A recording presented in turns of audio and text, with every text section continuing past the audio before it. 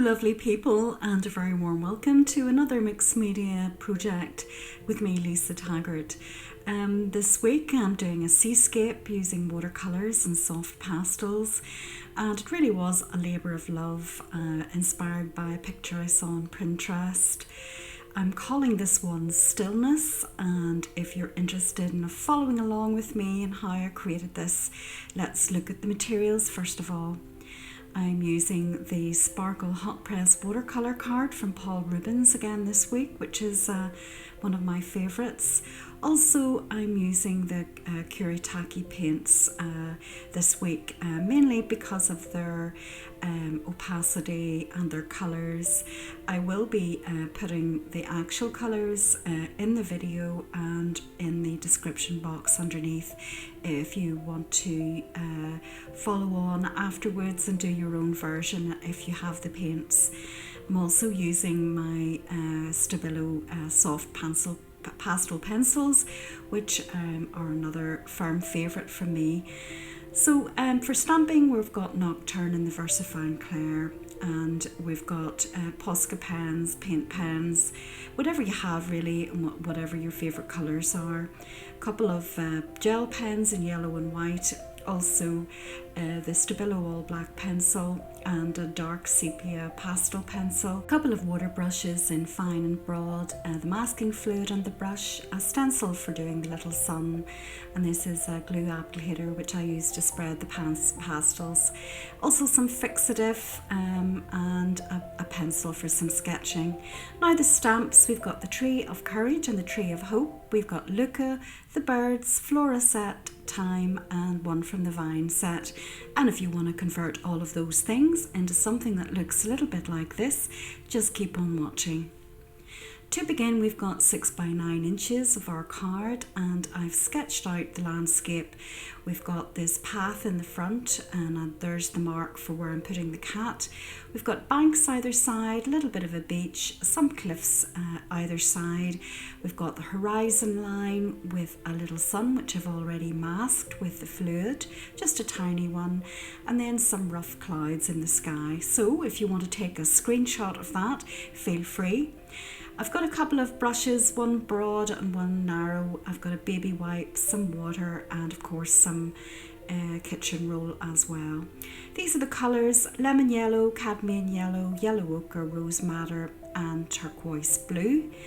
And they're mainly for the sky. We've got Prussian blue, ultramarine pale, cobalt violet, imperial violet, and maroon. And that's the other range of colours for the foreground. Also got white and black, of course, and later on I add a green. So let's begin. I've sped up the footage. It did take me a rather long time to do this project. As I say, I spotted a beautiful picture on Pinterest and I decided I would make the Lavinia stamps version, and it turned out to be quite a challenging picture, but I did really enjoy the colours of it and the whole landscape and the composition of it and everything. So I didn't let it beat me, and it took rather a long time to do. So if you are going to do this afterwards, don't beat yourself up if it takes you many hours, because it did for me as well. But take it a little bite at a time and you'll be amazed what you can achieve, taking it stage by stage and of course section by section. And don't forget, you'll have second chances, as it were, if you think your watercolour is a little bit rough, because you can refine it with the pastel pencils with your second layer. So what I'm doing now is I'm filling in the sky very roughly. It is, as usual, an underpainting, and the good thing about these paints are that you can build them up quite easily. They've got more of an opacity to them than normal watercolours. I'd say they're a combination of sort of watercolour and gouache really, so I really enjoy using them, mainly because of the colours, but also because they layer up nicely. And so a bit sort of sunset colours with yellows, and adding in a wee bit of the rose madder, and if it's too strong I'll dull it down with the yellow. I've always got my kitchen towel if I want to blot it out, and if I put too much water down, similarly we can always fix that as well. So I hope you enjoy the video, just relax and go on my creative journey along with me, and I'll talk to you later on.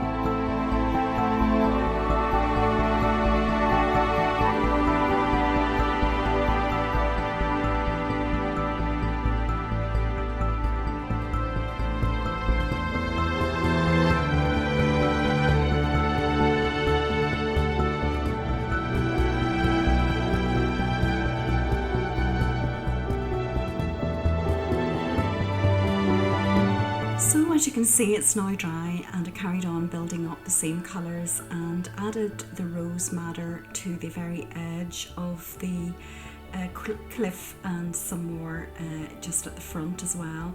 Also removes with some water a circle around the sun. Blotted that out with kitchen roll, and now I'm going to move on to the other cliff and do something similar, perhaps a little bit darker for this side as it's closer in the foreground.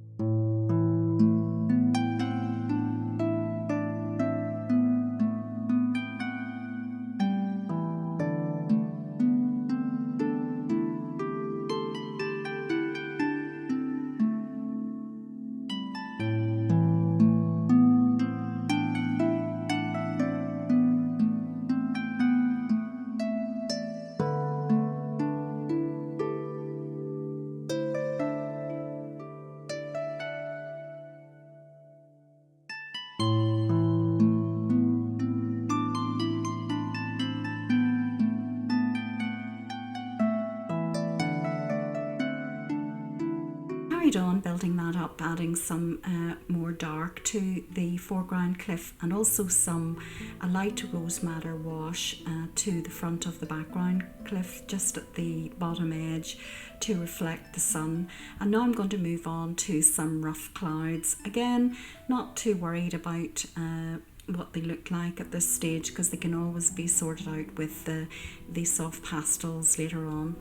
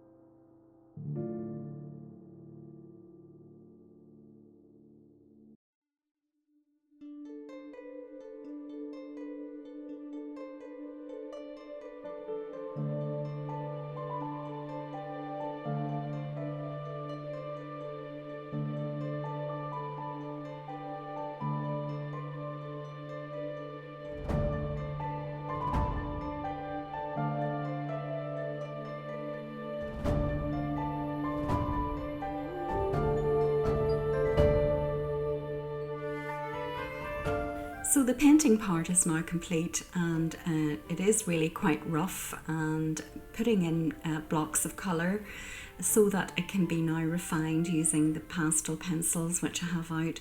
I've got most colours, and this one is a dark sepia colour from another set. So I'm using this to add some more depth to the little stones in the path, and to sort of make them pop a little bit more, and to further darken down some patches using the paint.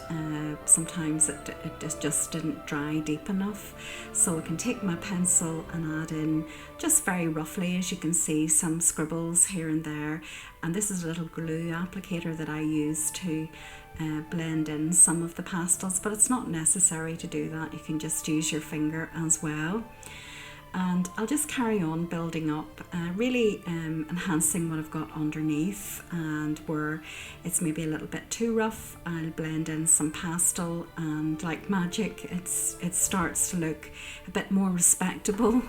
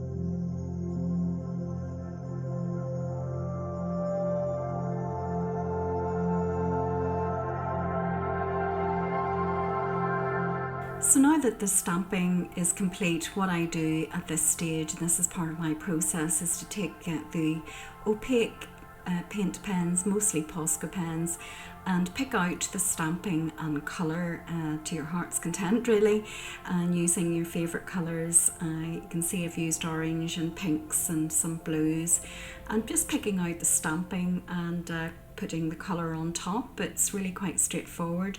Also using the green Posca pen to add some rough grasses, and my pastel pencils to add some more details as well, just wee leaves and foliage here and there, some stems, whatever you fancy. And it's really a mix of colour using dots and dashes.